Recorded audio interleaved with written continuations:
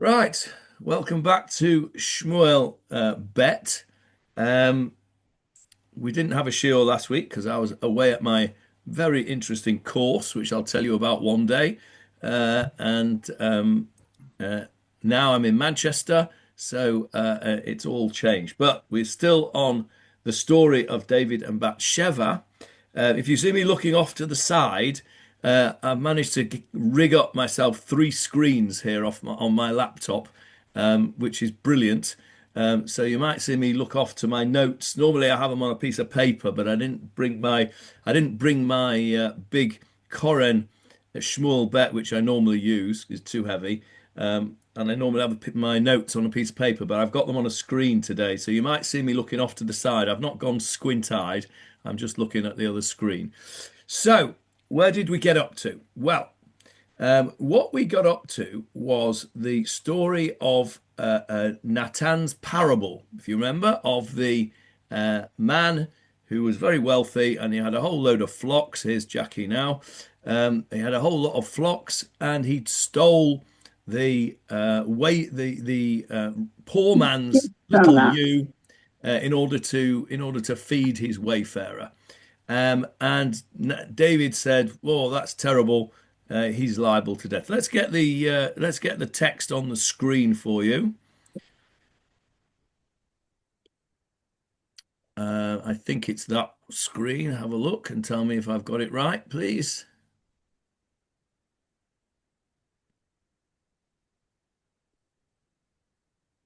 Can you see it? There we go. There it is. Can you see that? It's slow. It's not there yet. Oh, Yeah. yeah. Okay. Very good. All right. So, um, let's take it, Jeffrey, if you will, please. We're in chapter 12. Let's take it from verse 5.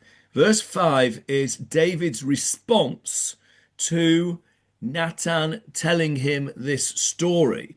Initially, of course, David believes that this story is a case which he is being asked to consider by Nathan, I suppose, in his role as the king, a case that's an unusual case that's been brought to the king for judgment. We had this discussion, didn't we, that kings are not allowed to be judges really, but in certain circumstances, cases are brought to the king for judgment. So this is what David thinks initially. Nathan tells him this dreadful story about this dreadful man wants to who stole this poor man's ewe. And this is David's response. Verse 5, Jeffrey, please. David was very indignant about this man, and he said to Nathan, "As Hashem lives, any man who does this deserves to die, and he must pay fourfold for the ewe, because he did this deed and because he had no pity." Okay, stop there. So David says he is a Ben Mavet. He is liable to the death penalty. Now, I don't know if you remember 2 weeks ago, right at the end of the shiur, we discussed this concept of Ben Mavet, somebody who deserves to die, and we found a few different places. David Marks pointed out a place in Shmuel Aleph, which we'd done together, where David had told the guards of Shaul, who had not done a very good job, "B'nai Mavet Atem, you ought to be put to death." They weren't put to death, so this Ben Mavet here means he deserves the death penalty. He deserves the death penalty. Now, we asked the question, but we didn't actually answer it because we got sidetracked onto Ben Mavet, and when we run out of time, we asked the question: how come David says that he is liable for the death penalty? As far as I'm aware, you don't get the death penalty for theft. Now, there are various places in the Torah itself where we see that in certain circumstances you can get the death penalty for theft, or at least it is suggested that one might die or be put to death as a result of theft. Can anybody think of any examples? Of kidnapping. If you Oh, kidnap a slave, okay, kidnapping, yes. I'm not talking about stealing people. You're right. That's you're absolutely right. And in fact, the when there are many Meforshim that say that the Ten Commandments, when it says "Do not steal" lo tignov, is talking about kidnap. But I'm not talking about kidnap. I'm talking about examples in the Torah where somebody has stolen something, allegedly, and it's suggested that that person should die as a result. Is Yaakov with Laban? Does that come into it? Oh, yes, you're on the right track there, Leslie. You're on the right track. Just go a little bit sideways from where you are.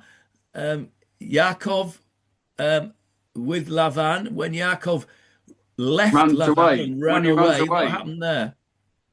he said, "You've stolen my children. You've stolen everything from me." Yes, go on. What else did he say you'd stolen apart from his children? the And his trafim. idols. Yes, the Trafim. What were the Trafim, Hannah? His idols. Yes, his idols. And what happened? Tell me the story.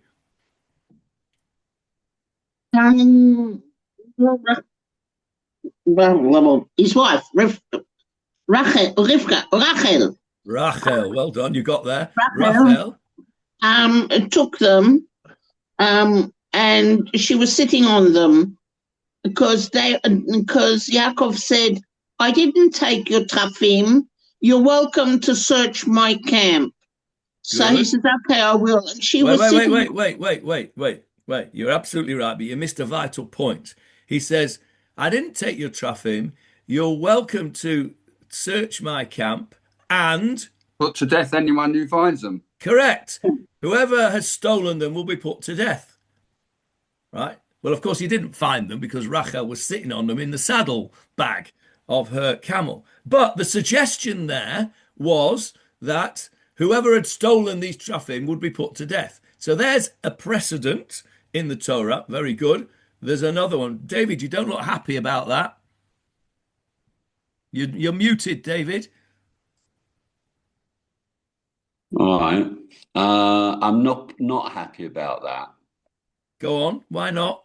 Well, first of all, it's before the Torah was given, but second, most importantly, it was an oath that was made, similar to the oath of Yiftach.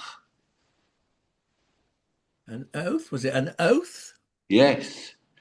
All right, let's get the psukim up. Where is it, David? Vayetze, was it Shishi of Vayetze? Okay, so we're in Bereshit. What chapter?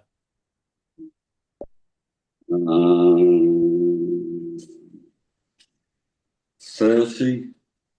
Let's have a look. Mm, Bereshit 31. 31. There it is. I had it ready as well. Look at that. Right, let me share this screen with you now. Oh, it's probably the same screen. Have you got it on? Yes. Yeah. Right, okay, there we go. Right, so let's have a look exactly what he Yeah, says. he says, Im asher tinsait Elohecha lo yichyeh. Is that an oath or is that a sentence? It's a curse. It's may he not live. Doesn't say Okay, what all right. that. Okay, I'm not Doesn't say disagreeing lots with of you. that. Let me. Which pasuk is it, please? 32. 32. I've gone past. Chapter There we 31 go. and verse Yeah, 32. there I've got it there. Right, Jeffrey, on the screen for you, please. Verse 32.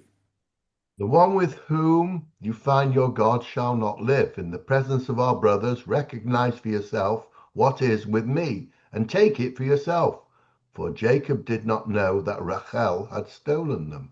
Okay, so he says, as David points out, Im asher timtza et Elohecha, not kecha, Elohecha, because it's not God with a capital G.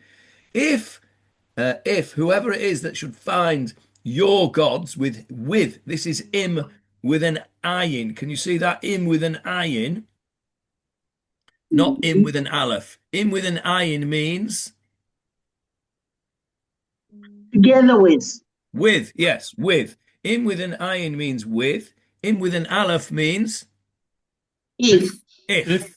If. So this is im with an ayin. So it's with whomever shall be found your gods. In other words, whoever has got them, lo yichya, shall not No, live. the operative thing there is that if you find them, Yeah. first you've got to find them. All right. Okay. So let's assume that they were found. Then Yaakov has made a statement. He shall not live. Okay. So David's not happy that I'm using that as a precedent for the death penalty for stealing. Granted, it was before the Torah was given, but we can always bypass that, can't we, by saying that the Avot kept the Torah. So let's just put that to the side. David's other objection is that this was an oath as opposed to a sort of a judicial sentence.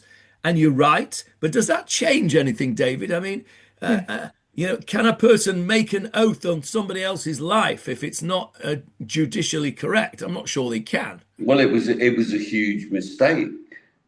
It was, because his oath was fulfilled. You're right. You're absolutely right. Because of course Rachel died young and in childbirth, and the Meforshim say that was as a result of Yaakov's a statement here. So, but that the point that I was making was that there are places where we do see death sentences, if you like, passed in some form or other. I grant you it's not exactly the same thing, but it's a precedent. Okay, I accept your objection, but I still think it's an interesting point to make. There's another one as well that I'm thinking of. What else am I thinking of? Also in Sefer Bereshit, where the same thing occurs. Somebody allegedly steals something, and there is a suggestion that that person should be put to death because he stole it. So the brothers, and it was Benjamin. Yosef, yeah. Yes, Jeffrey, correct. The story of Binyamin, who was accused of stealing what? Cup. Pharaoh's cup. Correct. And that you will find in Bereshit, in Miketz, chapter 44. And there it is for you. Let's have a look. We can find it. Right. So we all know the story. Yosef had it framed Binyamin by putting his cup in his sack. And let's have a look. So they got out of the city. There, verse 4 onwards on the screen, Jeffrey, go right the way through to verse 9, 4 to 9, please. They had exited the city, but had not gone far when Joseph said to the overseer of his house, "Get up, pursue the men, and when you overtake them, say to them, why have you repaid good with evil? Is not this one my master drinks from? Why, he even divines with it. You have done evil by the way you have acted." He overtook them, and he said these words to them. And they said to him, "Why should my master say such words as these? Far be it from your servants to do a thing like this. Behold, the money we found in the mouth of our sacks we returned to you from the land of Canaan. So how could we steal from your master's house silver or gold?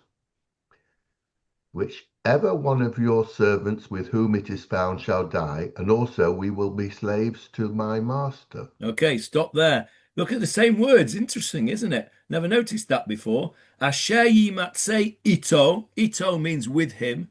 Exactly the same words that we had. If we go back to the Yaakov one, im asher timtza. Okay, whoever it was found with. Not sure what we can make of that, except that maybe it proves that David is right, No. that this is an But oath as opposed to a... one says lo yechiyeh and the other says yamut. Now lo Okay, yechiyeh can be anything. It can be as happened with Rachel. She died in childbirth. It was a punishment from God. And yamut means I'll kill him. okay. Asher yimtza ito me'avadecha vamet, and he shall die. Okay, there is a distinction there. Anyway, the point that I wanted to make was that Michael's shaking his head. We'll come to you in a minute, Michael. The point that I wanted to make was that it is not unheard of for people to suggest, let's put it as weakly as that. It's not unheard of in the Torah for theft to be associated with the culprit dying. Okay, I just wanted to point that out, that when we look at our chapter over here, I'll go back to that. David says he's liable to the death. I don't think that's a good translation, because that does imply, when you say liable to death, to me anyway, perhaps as somebody who works in a legal framework, liable to death implies to me a legal sort of system. So perhaps that's not a great translation. Ki ben mavet ha'ishor said. I like the idea that we said, which David pointed out to us, that we mentioned earlier with Shaul's guards, where David said, you deserve to die because you didn't do your job properly. You deserve to die, but you didn't. So I think that maybe if we translated it differently and said the man who has done this deserves to die, then it does fit in with those two examples that I've brought, because what the brothers were saying is, there's no way we've done this. Whoever did such a thing deserves to die. And Yaakov is saying to Lavan, nobody has stolen your gods. We don't do that kind of thing. Whoever has done that deserves to die. So I think that does fit in. No, David's not happy at all. No. Let me go to Michael. Let me go to Michael first, David, because he's been shaking his head longer than you, and then we'll come to you. Right, go on, Michael. The two cases you mentioned were personal things. They were not. They weren't the law. They were just personal things. And David is doing exactly the same thing. In no case was that the law. So therefore, I don't see how you can say just because the other people did it in the past that David's got the right to do that. Okay, let me just unpack that. David's not got the right to do that. Does he have the right to do that? I suppose he doesn't really, does he? Because he's not a judge. He's not allowed to be a judge. He's only allowed to judge cases, I suppose. I'll come to you in a sec, Hannah, after David. I think you're probably right, Michael. He doesn't have the right to do it. I was not suggesting, I don't think in my own head, that he was entitled to do it, because in any way this is only a and you're in the queue, Peter. Don't worry, I've clocked you. In any way, this was a hypothetical case in any event, and so. You're right. I think that he didn't have the right to suggest that this chap should be put to death. But I was merely pointing out that it's not unheard of, and maybe this is. And if we go back to the Trafim, if we go back to the Yaakov case, as a few people have already mentioned, Rachel did in fact die prematurely, young, in childbirth. And the Mefarshim say that was because of the careless talk of Yaakov, who said, "Whoever's stolen these will not die, will not live." So you could argue very strongly against what I'm saying, which is that David should have read his Rashi, or whoever it is, the Mefarshim that say it, and should have known not to make rash statements like that. So perhaps you're right. Remember, he's a hothead anyway, so the thing angered him, and therefore he did, like he was good with Abigail's husband. Correct. That's also correct. But I think we can say the same thing about Yaakov and about the brothers. They were both they were all hotheads at that particular time, weren't they? Because they said something. I remember there was somebody. I don't remember where I first saw it, but somebody said, "Before you engage mouth, engage brain." Right? And Yaakov did not engage brain before he engaged his mouth, and he said, "Whoever's done this should die." Well, he should have checked it out first. And the same for the brothers. No way we've done this. Well, be careful what you say, because I think there's an expression, isn't it? Be careful what you wish for. You might just Yeah. get in. Right, David. Yeah. You're still not happy. No. I'm not happy by the way you introduced this. Where in the Torah do we find the death penalty for stealing? So going to the Binyamin story. First of all, Ramban, I've just seen here, connects the two stories as possibly a lesson should have been learned from the first occasion. But, you've got the English expression, on my life or on my mother's life, I didn't do this, I didn't do that. And that's exactly what's going on in these two cases here.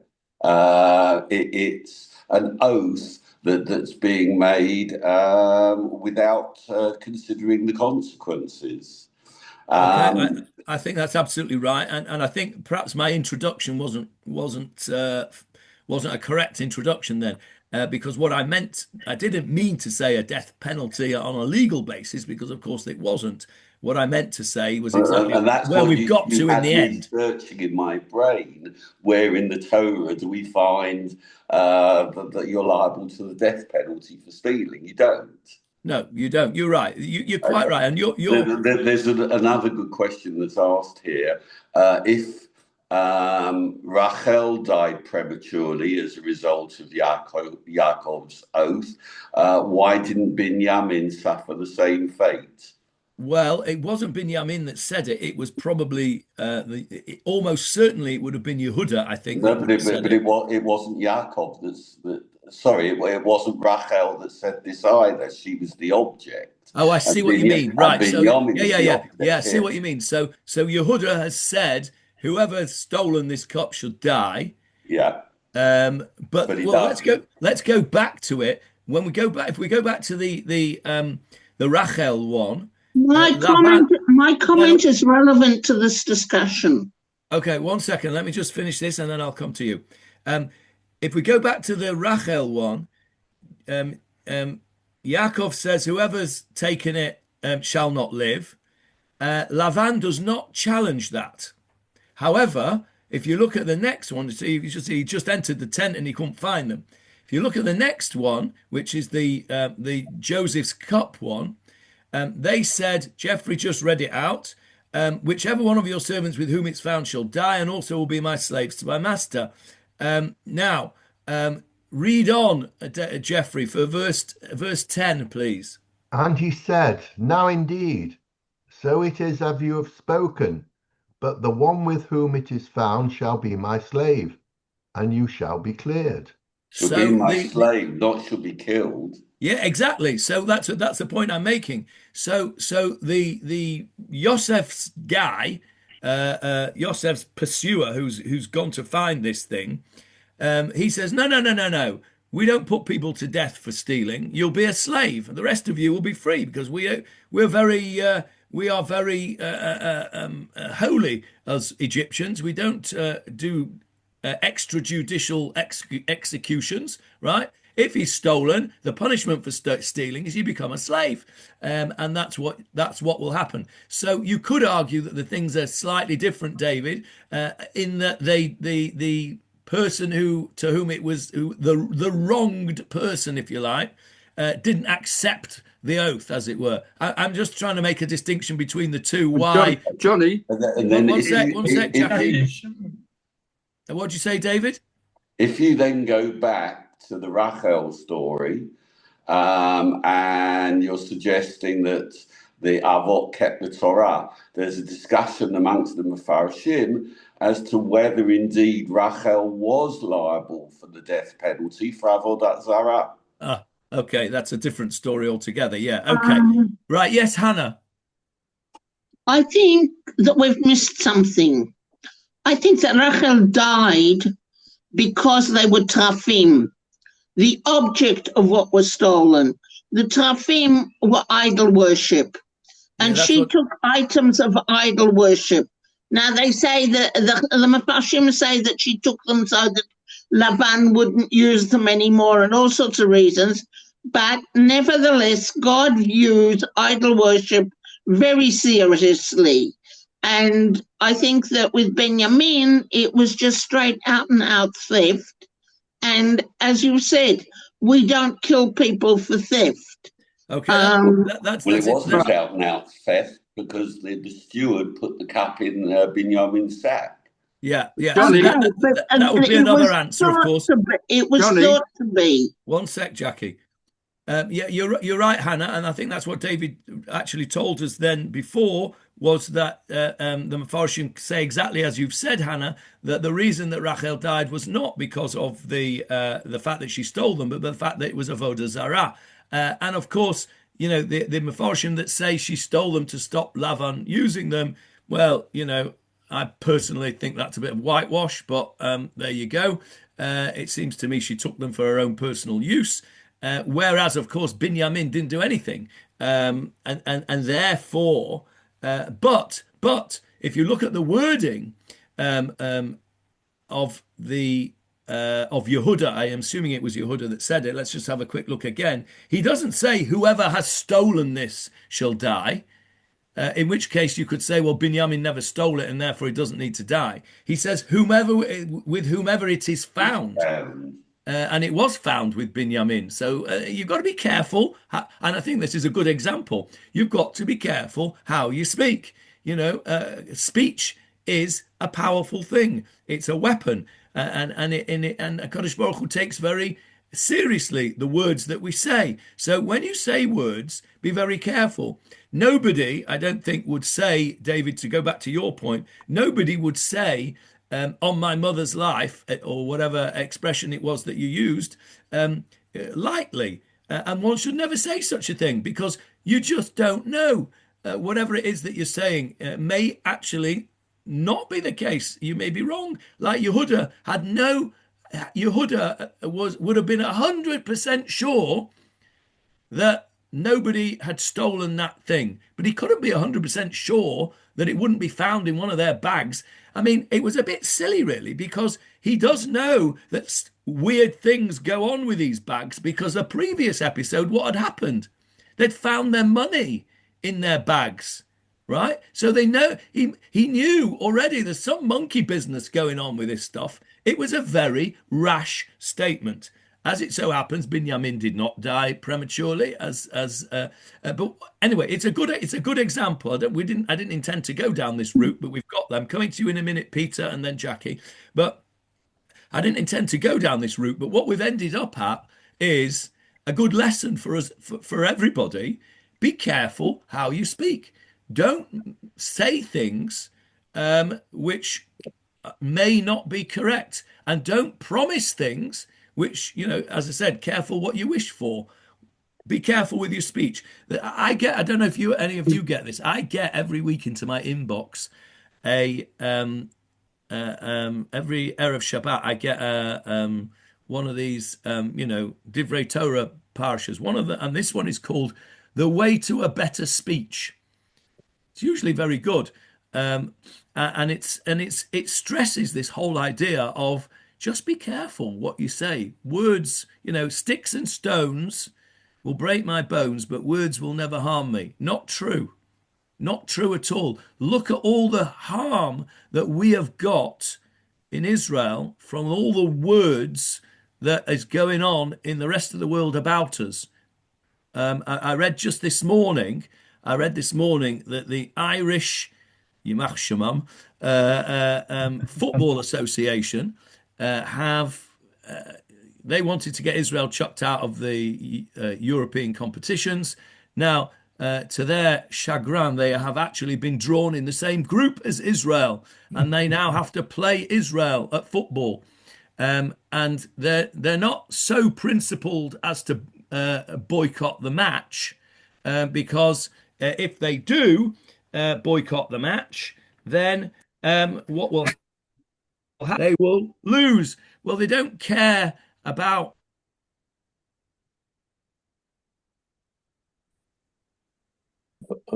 We've lost you, Johnny. He's frozen. He's gone. It's the Manchester weather. Yeah. It's It's just as bad down south. He was talking about the Irish. That was the problem. Yes, the Irish have got to. And they boycotted him. Oh dear. Maybe his battery died. How are you, Jackie? Bye, thank you, Les. You're right. You feeling better? Yeah, I'll save you on the phone call. Don't worry. Okay. You looking forward to the match tomorrow?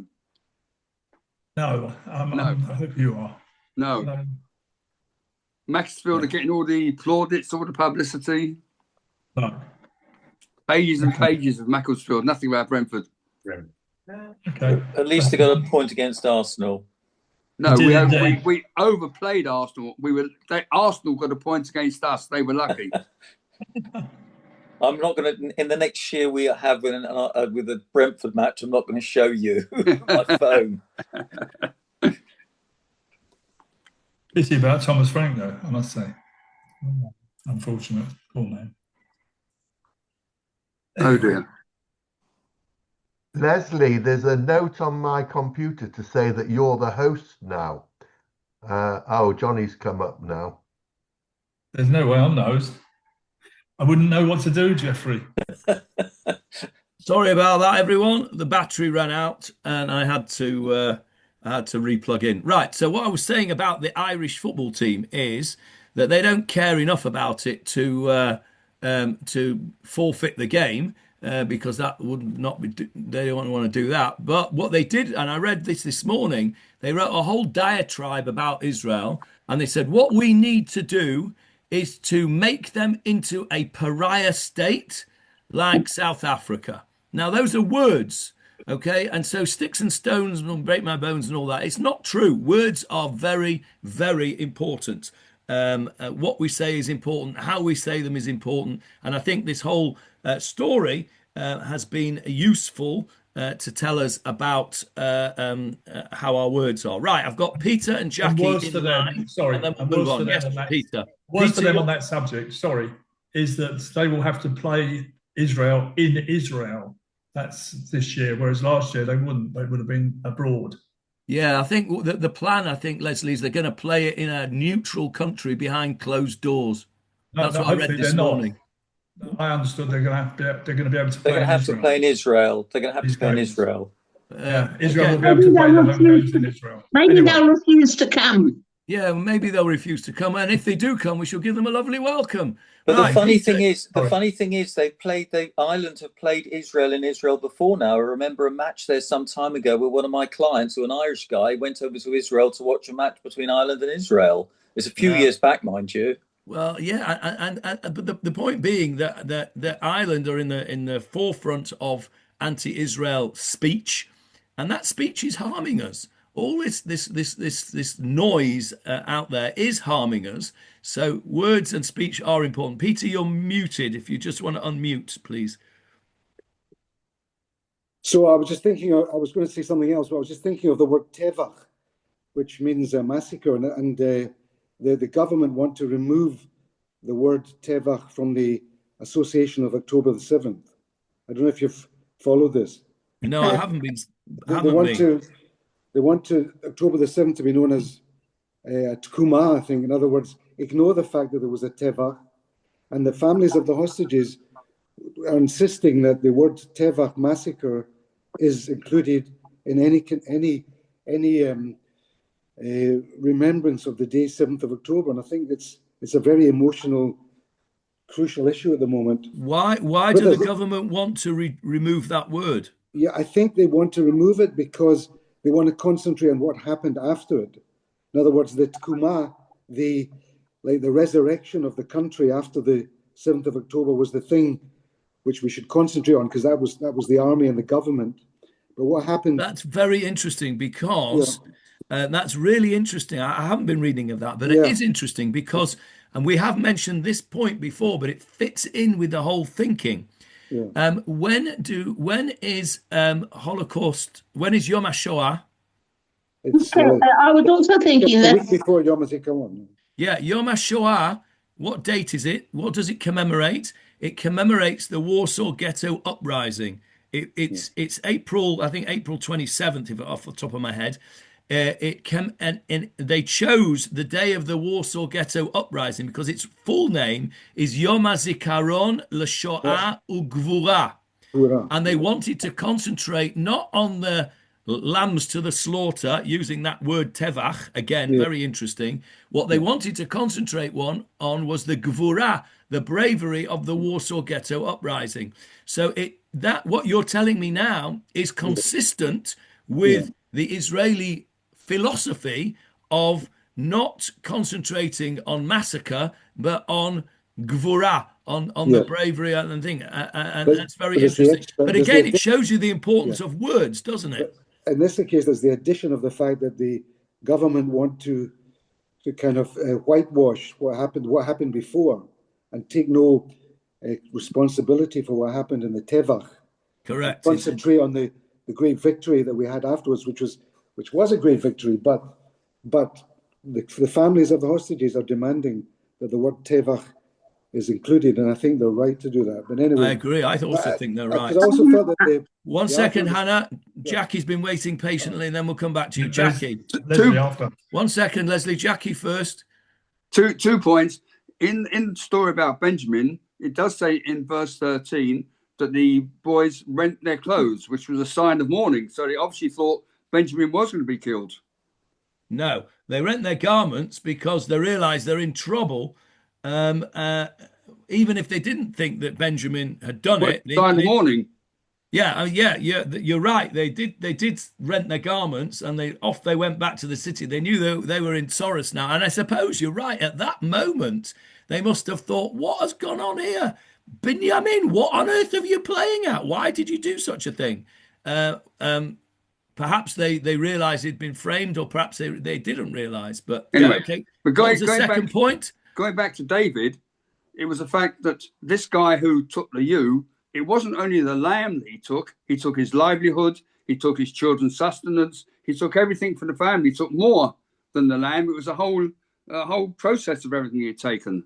Which, of course, is why David was so indignant about it and said he needed to die. You're quite right. Yes, Leslie.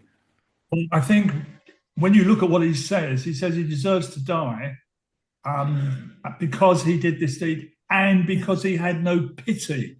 Those words, because he had no pity, I think are rather important when we talk about words. Let me put it on the screen for you because I think you've probably lost the screen now. He makes the point he deserves to die because he had no pity. So that's, rather important. I think totally different from what we were saying before with regard to the other instance you mentioned.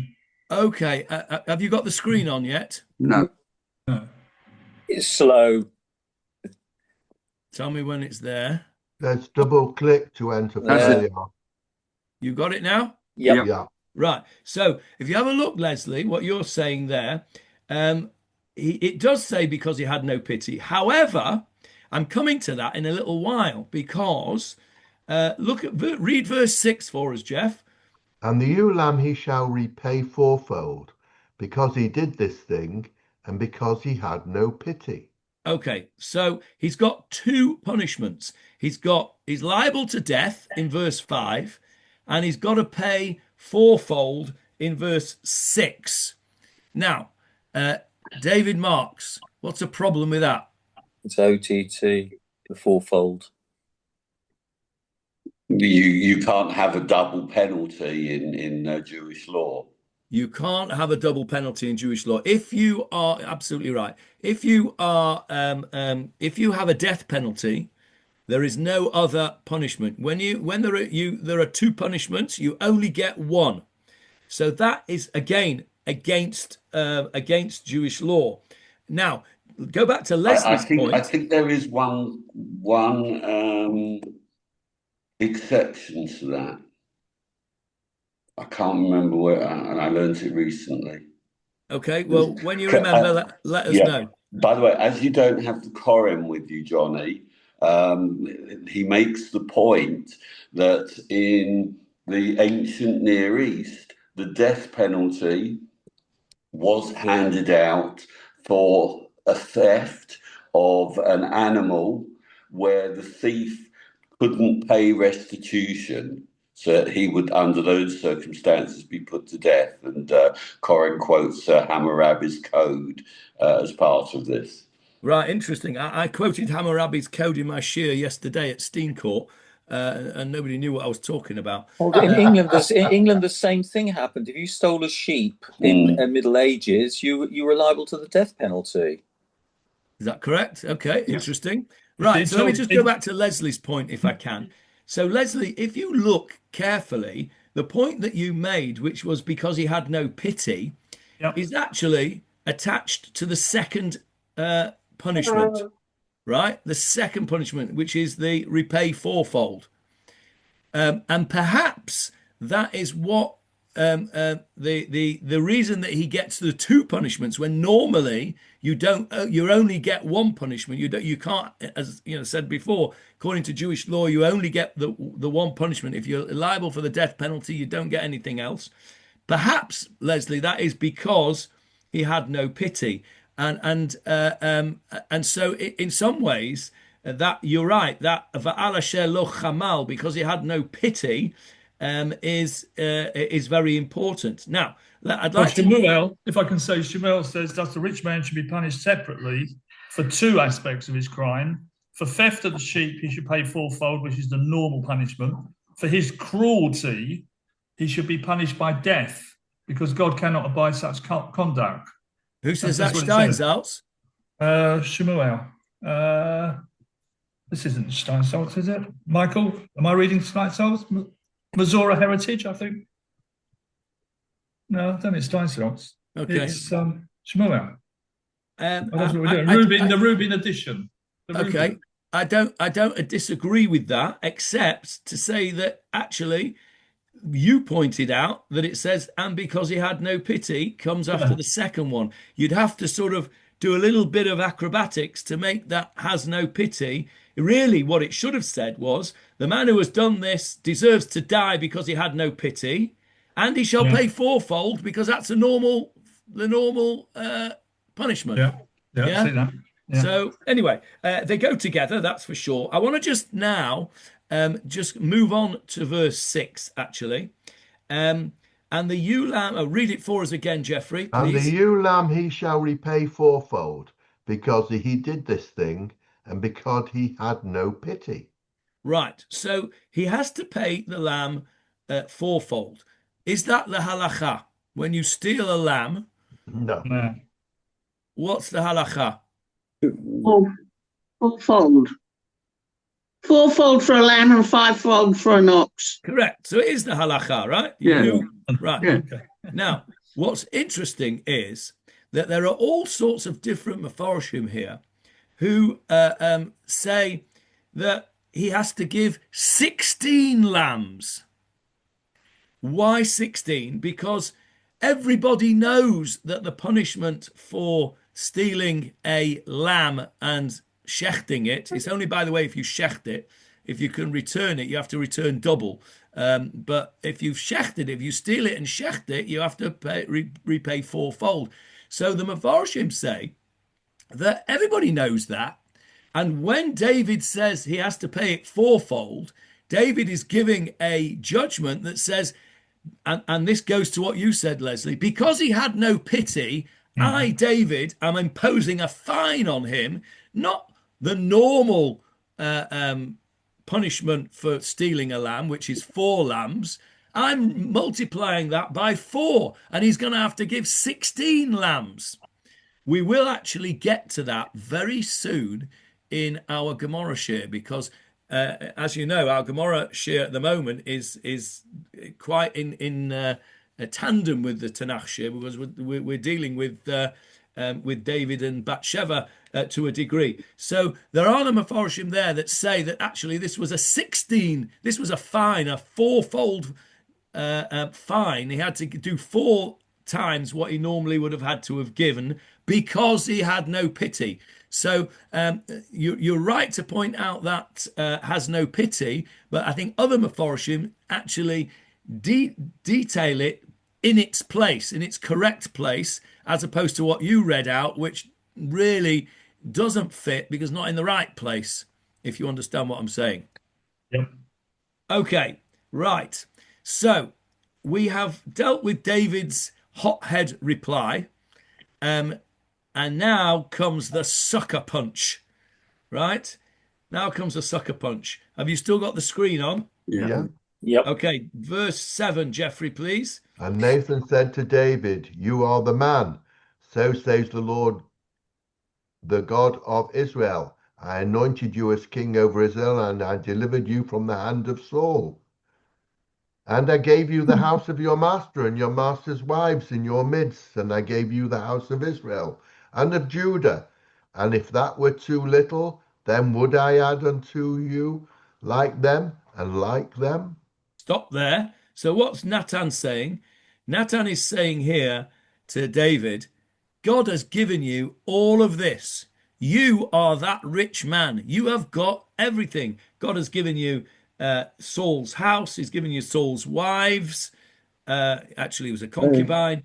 It was a daughter. Because we know, don't we, from later on with Avshalom, that one of the ways that you demonstrate your ascension to the throne is to take the wives or concubines of the previous monarch that you have deposed. So Nathan says, God has given you everything. He's given you Saul's house. He's given you his wives, meaning you've got the kingship. I've given you the house of Israel and Judah. You're the monarch of a united kingdom, not the United Kingdom, a united kingdom. And you've got, and you know what he says? If that were too little, I'd give you even more. I'd double it, and I'd give you even more if that's what you wanted. So, verse 9, Jeffrey. Why have you despised the word of the Lord to do what is evil in his eyes? You have smitten Uriah the Hittite with the sword, and you've taken his wife for yourself as a wife, and you have slain him with the sword of the children of Ammon. Stop there. Now, can you remember our Gemara that we went through that asked the question, can you appoint a shaliach to do an aveira for you? Remember that Gemara? We looked at it. We had a whole discussion whether you can obviously appoint a shaliach to do a mitzvah for you, and we mentioned a get, and we mentioned a brit, but you're not. There's no such thing as a shliach ledavar aveira. So what's going on here? Did David kill Uriah with a sword? No. The Ammonites. Correct. He didn't do it. So Yeah, but that's like some of these, what can I say? Suicide terrorists commit suicide by Chayal Tzahal, an Israeli soldier.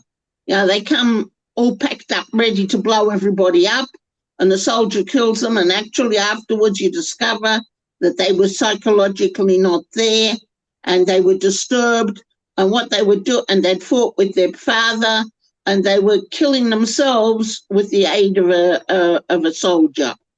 It's the same thing. It's David killed Uriah with the aid of the Ammonites. Okay, that's not. I don't dispute that, but it's not. Don't agree with that. It's not accurate to say that David killed Uriah with a sword. So what it says, you have smitten Uriah with the Hittite with the sword. Let's have a look at the Hebrew. Et Uriah hachiti hikita. You in the singular. You have smitten Uriah bacherev with the sword. It's not true. He did inadvertently because he put him in the front line to make sure he did get killed. Okay, we know that was done. But that's not he ordered Yoav to do that, and we've already said you cannot appoint a shaliach to do an Avera. You are not responsible. That's the whole Gemara that we learn, that a person who appoints a Shaliach to do an Avera. So if Ruvain appoints Shimon to go and do an Avera, and Shimon does that Avera, who is responsible? Who gets punished? Shimon. Shimon, not Ruvain, according to Halacha. So But the Hebrew says it quite clearly. Haragta b'cherev b'nei Ammon. Okay, that's the second part of the pasuk. I'm not challenging that. I'm challenging the first part of the pasuk. You have smitten Uriah the Hittite with the sword, and you have taken his wife for yourself as a wife, and you have slain him with the sword of the children of Ammon. Why is he repeating that? Because there's three different Averas here. There are three different. Yes, Paul, you're muted. Oh, you just okay. Sorry, I thought you had your hand up. There are three different Averas here that he's saying, not two. What are the three? Well, let's get the easy one out of the way. You've taken Bathsheba, which was his wife. And the second one's easy as well. You have slain him with the sword of the children of Ammon. You have, as you have said, you have used Ammon to kill Uriah. It was your plan to use Ammon to kill Uriah. But why is it mentioned that you killed Uriah the Hittite with the sword? Why is that mentioned? Why does that need to be mentioned twice? And it's not accurate. I said you hit him. You didn't kill him. You hit him. No. Well, okay, all right. Okay, But he didn't do that either. He didn't do that either. He didn't hit him with a sword either. So that doesn't help. Any suggestions?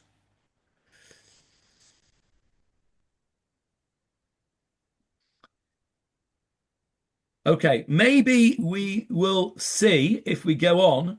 We might just see an answer, a sort of an answer. Let's go on. Verse 10, Jeff.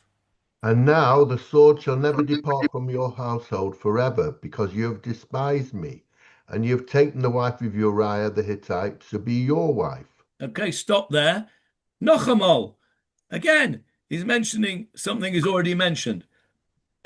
Taking the wife of Uriah to be your wife. Okay, now I've got questions on that as well, but we probably won't get to that bit this week. I want to concentrate on the first bit. And now the sword shall never depart from your household forever. Va'ata, and now, lo tasur cherev mi beitecha ad olam. What does that mean? Live by the sword. We're going to be the Taurus. Paul, what did you say? Sorry? You have to live by the sword, I said. You'll live by the sword. In other words, what Hannah said, you'll have Soros the whole time with swords in your household. Okay, is that correct? Well, we haven't had a good 2,000 years. Okay, that's true. I'm talking about David's household himself, David's personal household. Well, he did. He was ejected by one of his sons. Ejected him at one stage. Let's go through. Let's go through a few things that happened to David. Spoilers coming up, Michael, I'm afraid, but we need them. So like they used to say on the news before match of the day, if you don't want to know the score, please go and make a cup of tea now. So let's have a look over here in chapter 13, which is our next chapter. When we get to it, you will see here. What do you see here? You see exactly that. You see Avshalom, the son of David, tries to usurp the throne, and he rebels against his father. So, there is a battle that goes on, which is partly the sword. So that's one problem that he had. Next one, chapter 18 of Shmuel Bet. What happened there was the death of Avshalom. How did Avshalom die? He got caught up in a tree, his hair. He did. Let's have a look. I'm just going to just find it. Mm-mm. 3 darts.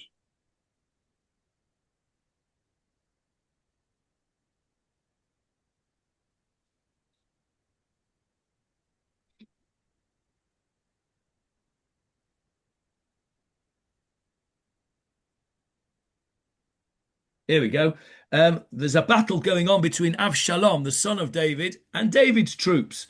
Okay, civil war, family war. Verse 9, Jeffrey, on the screen, please. And Absalom chanced to come before the servants of David, and Absalom was riding upon his mule, and the mule came under the thick boughs of the great terebinth, and his head caught hold in the terebinth, and he was placed between the heaven and the earth, and the mule that was beneath him passed on.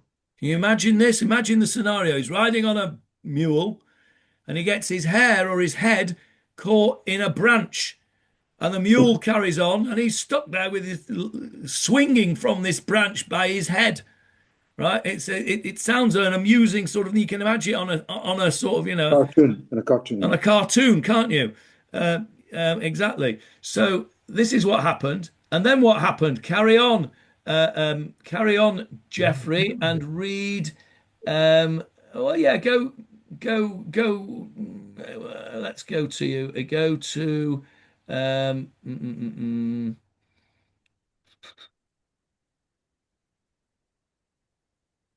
Go to where is it? He actually kills him himself in the end. Yeah. Where are we? There we go. Go to well, he asks he tells the Joab tells the soldiers of David, go and kill Avshalom, and they say, no, I'm not doing it. It's the king's son. They refuse orders of Joab to go and kill him.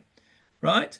He says, look at verse 12. Go on, Jeffrey. And the man said to Joab, though I should weigh on my palms 1,000 pieces of silver, I would not stretch out my hand against the king's son, because before our ears did the king charge you and Abishai and Ittai, saying, take care, whoever it may be of the youth of Absalom. So David had said, you need to go and battle Avshalom's troops because he's doing a rebellion against me.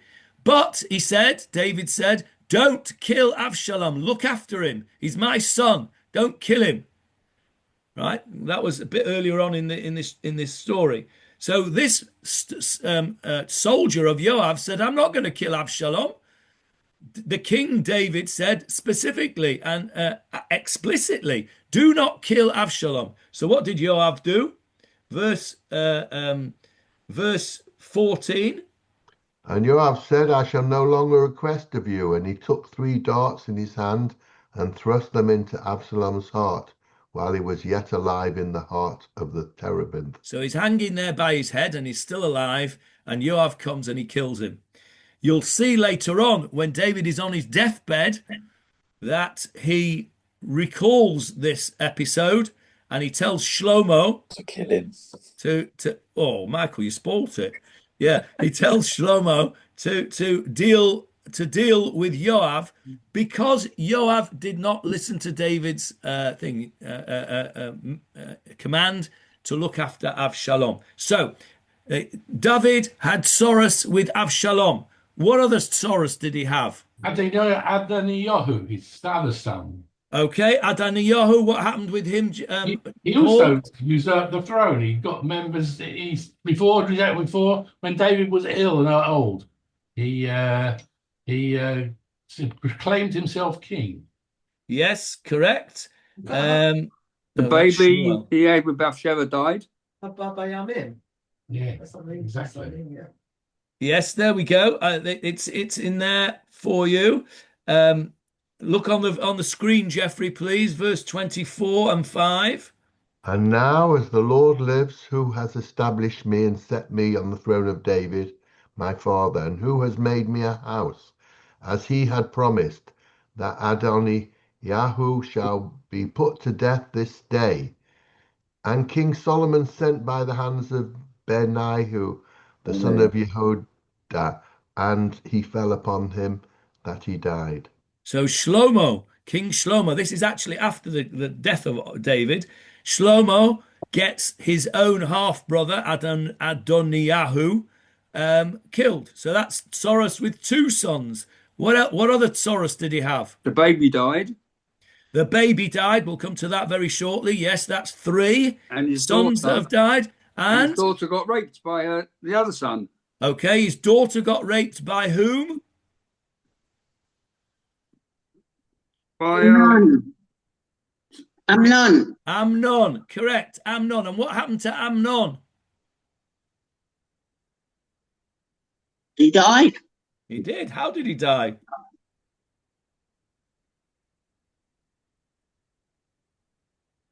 Who killed Amnon? Was it Joab? No. Yeah, no. It was his Adoniah. No, the other one. Absalom. Avshalom.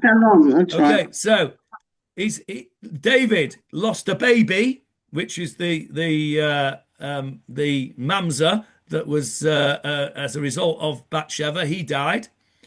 Amnon, his son, was killed by Avshalom because he raped Tamar. Tamar was Avshalom's sister. So that's two. Adoniyahu was killed by Shlomo Melech. That's three sons.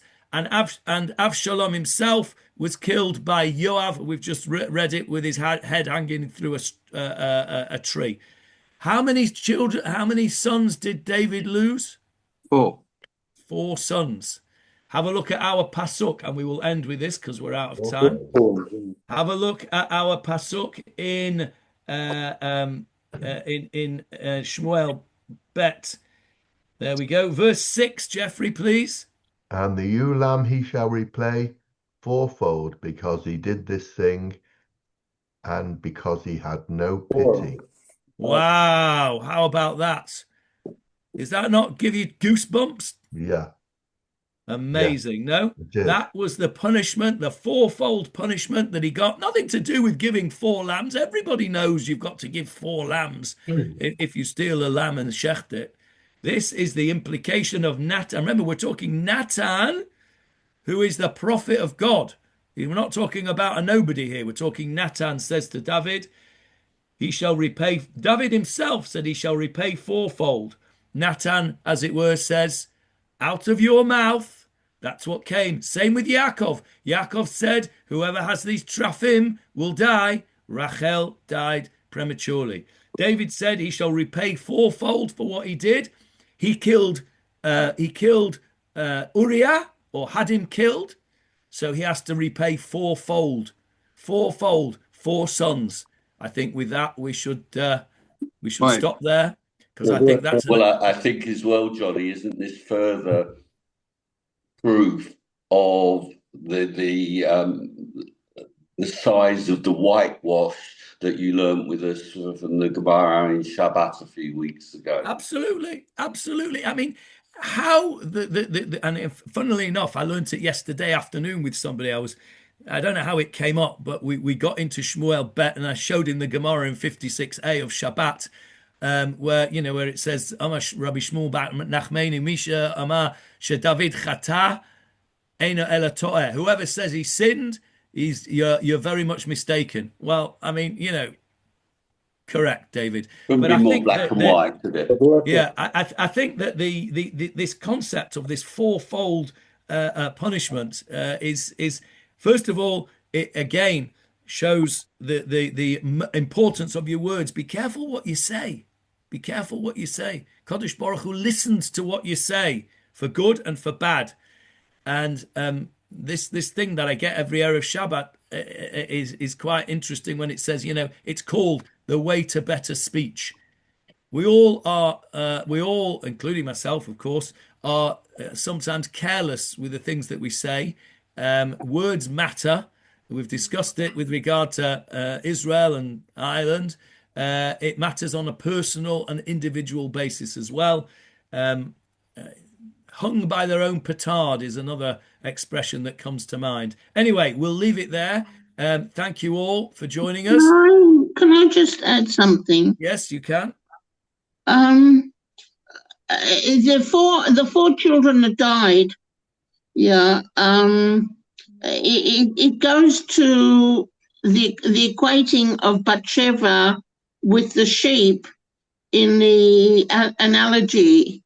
And I mentioned, I think, last week to you that the long description that Nathan gives of the relationship between the sheep owner and the sheep, and that it was one of the family, and that he was so close to it and everything.